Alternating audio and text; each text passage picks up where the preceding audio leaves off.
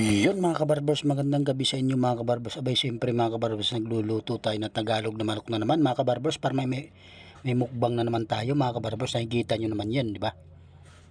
Kumukulo-kulo mga kabarbers. Ayan no, luto na mga kabarbers. Ayan, umpisa na natin sa kain dyan mga kabarbers. Nakikita nyo naman, napakasarap kumain mga kabarbers kapag Tagalog na manok. Yun no. Siyempre mga kabarbers, kasama natin yung anak natin dyan para quality yung kain natin mga kabarbers, o diba? Pasensya na kayo mga kabarbers, dahil ngayon lang tayo nakapag-upload ng long video mga kabarbers. Medyo matagal-tagal dahil busy si kabarbers. No? Siyempre mga kabarbers, higupan natin ang sabaw dyan na mainit. Yun no. Napakasarap mga kabarbers kapag mainit na sabaw. Quality ibahog sa kanin, lalo na't kapag bahaw yung kanin mo, diba? Yun no. Siyempre mga kabarbers, sumasabay din sa kain yung anak natin dyan mga kabarbers. Yun no, mga kabarbers, napakasarap talaga. Yun no, quality talaga mga kabarbers kapag Tagalog na manok mga kabarbers.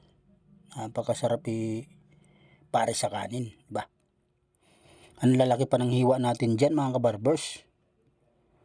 Kasi gabi na natin to niluto mga kabarbers. Dahil busy talaga si kabarbers, diba? Yun no. Yun no. Tuloy-tuloy lang kain natin mga kabarbers. Napakasarap talaga kumain, diba? Yun no.